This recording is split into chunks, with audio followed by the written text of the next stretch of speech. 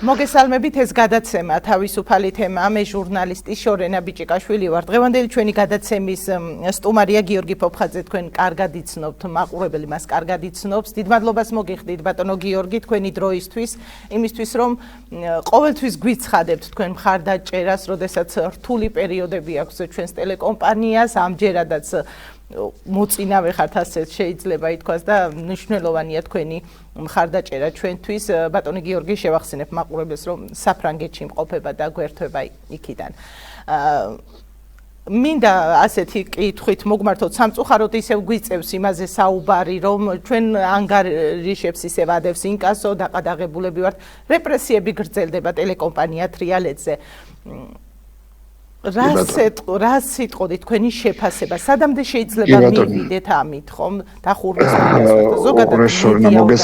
მოგესალმები კიდევ ერთხელ მივესალმები თქვენი ტელევიზიის მაყურებელს ძალიან დიდი მადლობა მოწვევისთვის იმიტომ რომ სათქმელი ძალიან ბევრია რასაც ჩვენ უყურებთ ეს ბოლო დღეებია თუნდაც იმ გადაწყვეტილებაზე რაც ევროპარლამენტმა მიიღო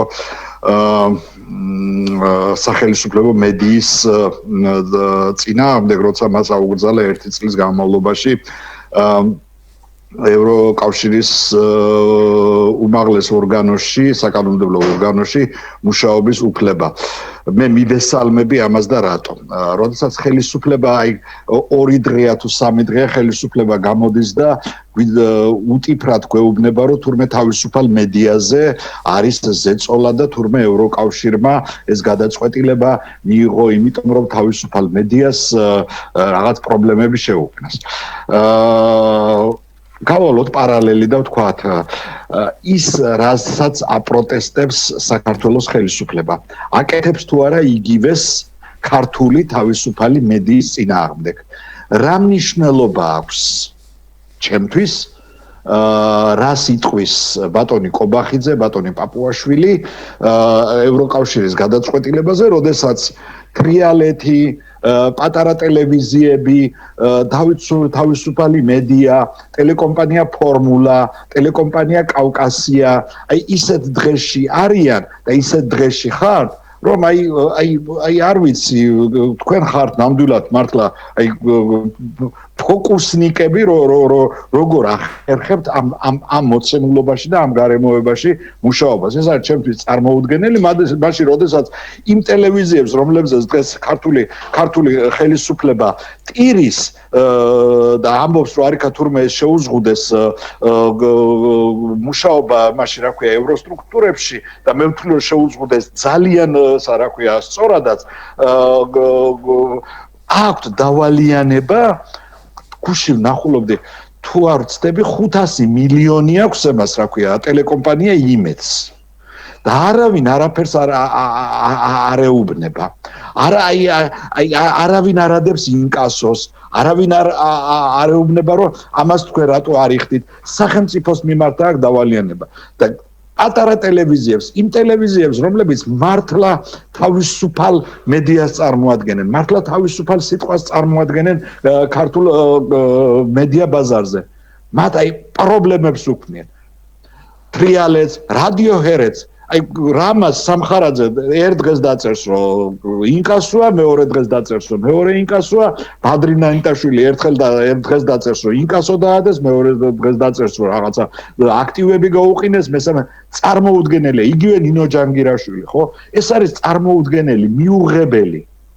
აი ამაზე მეტი დაცინვა ხელისუფლების მხრიდან აი წარმოუდგენელია ჩემთვის თურმე იმედს და ამას რა ქვია რუსთავი 2-ს რო შეუზღუდეს ეს რა ქვია მუშაობის უფლება იმიტომ რომ აი ქართველებს გვაქვს კარგი გამოთქმა იმერლებს განსაკუთრებით უნაიროთ იქცეოდნენ ცუდად იქცეოდნენ მართლა უნაიროთ იქცეოდნენ ემაში რა ქვია ევროპარლამენტში და ევროსტრუქტურებში თავისი ესე გონათ რა ქვია ევროპარლამენტი და ევროსტრუქტურები ქართული ოცნების ოფისი და რასაც უნდათ იმას აკეთებდნენ ესე არ არის ხო და აუგრძალეს მუშაობა და ხელისუფლება გამოდის და ამათ მისტირის და სინამდვილეში იმაზე უარესს აკეთებს, რაც გააკეთა ევროპარლამენტმა. ევროპარლამენტმა მშვენიერი გადაწყვეტილება მიიღო ამ ტელევიზიების მიმართ.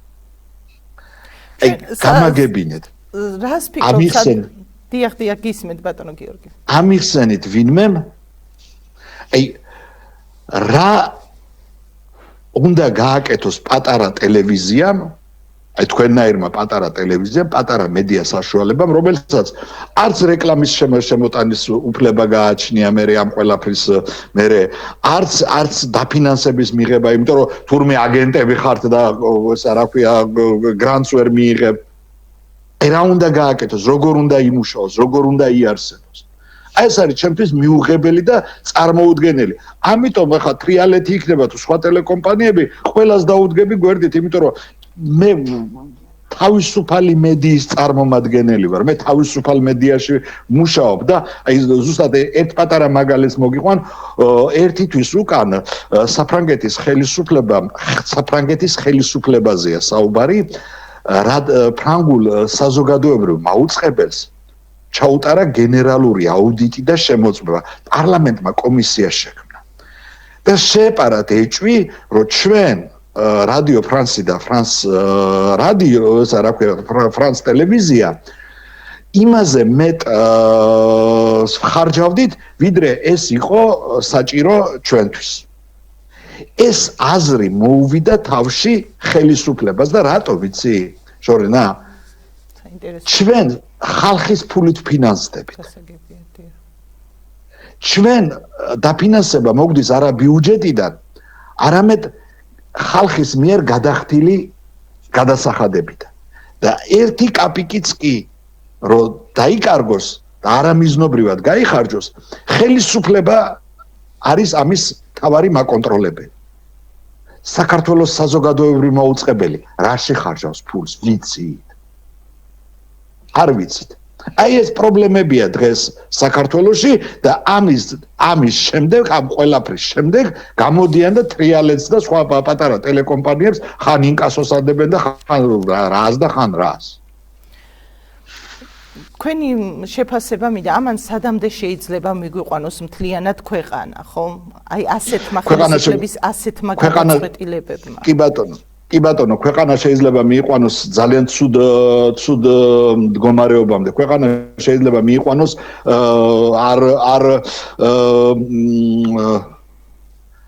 აი რაღაცა ისე არ გამომივიდეს თქმა რომ არიქა და ცუც გვეუბნება გიორგი ფოფხაძე ჩვენ ამ ყველაფერმა შეიძლება მიგვიყვანოს ქვეყნის ჩრდილოეთ კორეიზაციამდე იმიტომ რომ ერთშვენიერ დღეს აი ესეთი ხელისუფლების ასეთი პოლიტიკით ქართული მედია მოკვდება იქნება მხოლოდ სახელისუფლებო მედია და აი ჩრდილოეთ კორეის წამყვანი კი იცის შენს და კი იცის ჩვენმა მაყურებელმა ეს ცნობილი ქალბატონი იმას დაემსგავსება ქართული მედია მერე და სახელისუფლებო მედია და იქნება ხოტბა დიდება ამათ კრიტიკული აზრის მოსმენა არ უნდათ, არ აინტერესებს და არ ჭირდებათ. ამაშია უბედურება და ამიტომ კლავენ ქართულ მედიას. მედიის სიკვდილი ნიშნავს სახელმწიფოს სიკვდილს. ჩვენ ვართ მეოთხე ხელისუფლება. ქართულ ჩვენ მთავრობას რატომღაც ამის გაგება და ამის გააზრება არ ჭირდება და არ უნდა. და როდესაც თავისუფალი მედია მოკვდება სახელმწიფოს. ჩვენ დავემსგავსებით საბჭოთა კავშირს, საბჭოთა კავშირში გავიზარდე, დავიბადე და გავიზარდე მე და აღარ მინდა იმ საბჭოთა კავშირში მობრუნება. მაგრამ რეალობა ეს არის, შორენა, სამწუხაროდ, აი ამას ნიშნავს ეს ყველაფერი. იმიტომ რომ თქვენ ტელევიზია სხვათა შორის წინა ხელისუფლება ზუსტად ესე ექცეოდა. ეს ხელისუფლება ზუსტად ესე ექცა.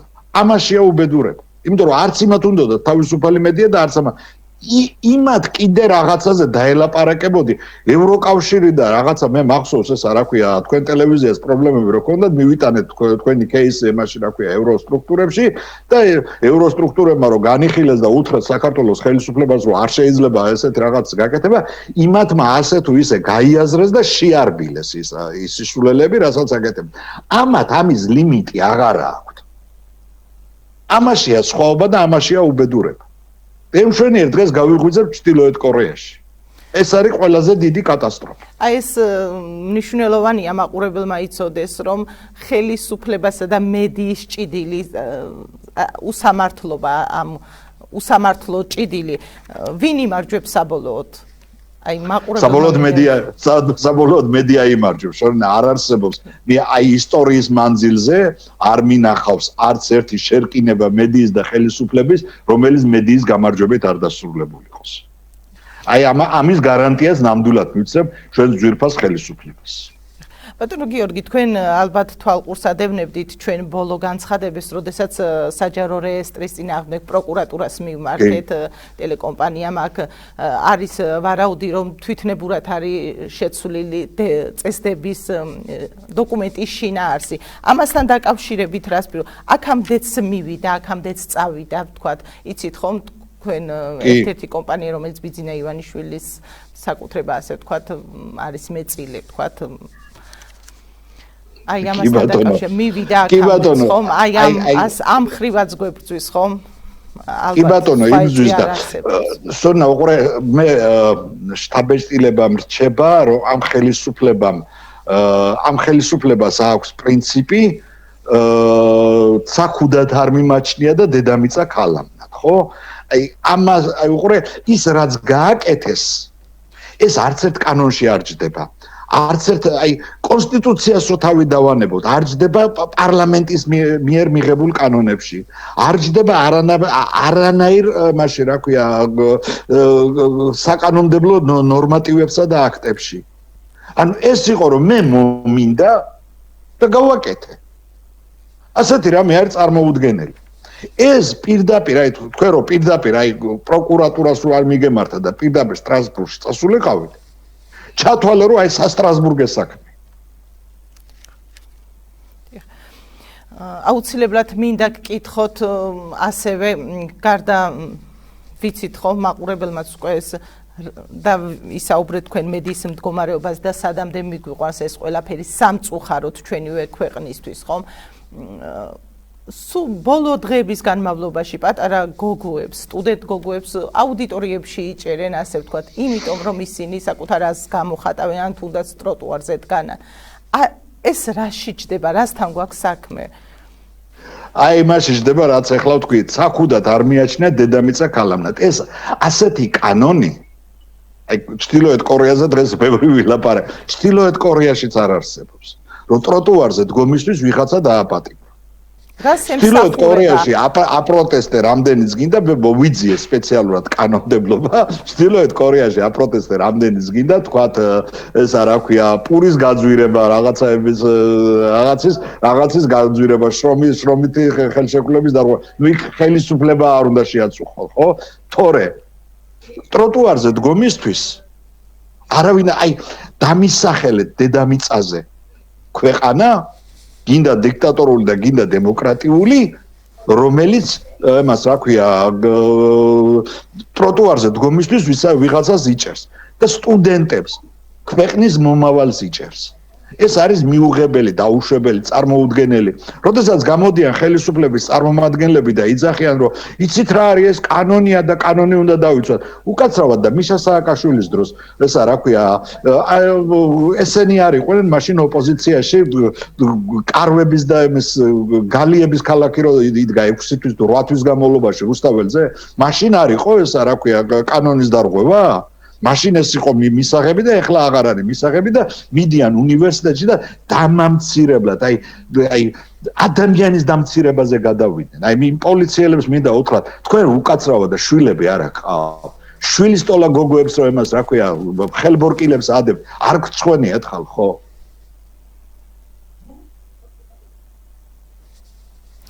აი ეს არის ჩემი პასუხი. იცით ხომ 26 მაისს დაანონსებული ალბათ მასშტაბური საპროტესტო აქცია მერტმაკნას და ხომ არ არის ეს წინაპირობა იმის რომ დააშინეს ადამიანები თუნდაც სტუდენტები რომ არ მივიდნენ ამ აქციაზე რა თქმა უნდა ესენი ყველაფერს აკეთებენ იმისთვის ახლა ძალიან მეგობრობდით ერთი პერიოდი მე და ბატონი უცნობი მაგრამ ახლა რაც ლახანკაში ზის და რაღაც სისულელეებს კიდობანი დაარქვა სინამდვილეში ეს არის მე დავარქვი ლახანკაში ზის ლახანკაში და რაღაც სისულელეებით მოძღვრავს ეს არის ზუსტად ის დაშინების პოლიტიკა რომელს ახალგაზრდები არ მივიდნენ. არ ეშინიათ ამ ახალგაზრდებს. ეს ახალგაზრდები არიან თავისუფალ ქვეყანაში დაბადებული ახალგაზრდები. გავიდა ის პერიოდი, როცა მოსემ 40 წელი ატარა უდაბნოში ის ებრაელიერი. გავიდა ის პერიოდი, როცა საბჭოთა კავშირი ერთ წრეზე გვატარებდა ჩვენ და ყველა ერთნაირი უნდა ყოფილიყავით. მოვიდა თაობა, რომელიც თავისუფლებაში დაიბადა. იმას შენ ვერ გააჩერებ, ვერანაირად ვერ გააჩერებ. ამის გაგება არ უნდა ხელისუფლებას. და მიიღებს იმას, რასაც მიიღებს. იმიტომ რომ ის ებრძვის მედიას, ის ებრძვის ახალგაზრდობას, ის ებრძვის ქვეყნის მომავალს. ახალგაზრდობა რა არის? ქვეყნის მომავალი. როცა შენ ქვეყნის მომავალს ესე დამამცირებლად ექცევი, ის ქვეყნის მომავალი შენ მოგიბრუნდება და ისეც გაგიკეთებს. უკეთესი არც მოგეჩვენება რა. ბატონო გიორგი, თქვენ პოსტებსაც ხშირად ვადევნებთ ალყურს, ხდება თქვენი პოსტები ბოლო დღეებში ფასებთან დაკავშირებითაც ჰქონდათ საინტერესო ვიდეოები გადაღებული. სამწუხაროდ კიდევ ჯერათ ადამიანებს, რომ პროპაგანდა ასე მუშაობს, თუნდაც რეგიონში, რომ ევროპაში უარესია გაჭირვება, ზუსტად ასე უარესია ამ სიტყვებს ხმარობენ. ეს მსოფლიოში კრიზისია, ომებია, მარტო ჩვენ ქვეყანაში არ არის ფასები. სამწუხაროდ არიან ასეთი ადამიანები, რას ეთყოდით მათ? თუნდაც საფრანგეთის მაგალითზე, როგორ ცხოვრობს ადამიანი, მათთვის პროდუქტების ყიდვა რამ წარმოადგენს დიდ სირთულეს, ასე ვთქვათ. არანაირად, რა თქმა უნდა, ჯერ დავიწყოთ იმით, რომ ფასები საქართველოში და ევროპაში ისე არის, როგორც სადა დედამიწა. ზუსტად ეხლა დღესდილით ჩემი მეგობარია ჩამოსული სხვადასხვა რეგიონიდან, საქართველოს ერთ-ერთ რეგიონიდან და სპეციალურად წავიყვანეს სუპერმარკეტშიც და ისა რა ქვია აქაურ მაღაზიაში, რომელიც თბილის ქართული სუფთა სახლის იმის ეკვივალენტია, სადაც იყიდება ეს სარეცხებ ხმილები რაღაცას და მეთქარი, აბა ნახე რა ფასებია აქ და რა ფასებია თქვენთან. რა ხელფასებია აქ და რა ხელფასებია თქვენთან. ის რასაც იყიდი დაუშვათ 15 ევროთ, იმას ვერანაირად ვერ იყიდი საქართველოში 15 ლარად. საფრანგეთში ყველაზე დაბალი ხელფასი, ანუ აი საბაზისო ხელფასი არის 1418 евро. ანუ 1418 евро რო აქვს ადამიანს ხელფასი, ის ითვლება ყველაზე საბაზისო, რა ქვია, ხელფასად, ხო? იმაზე დაბალი ხელფასი, ამაზე დაბალს ვერ დაუნიშნავ შენ ადამიანს ხელფასს. შეადარე აქაური ფასები მერე და შეადარე მან ფასები.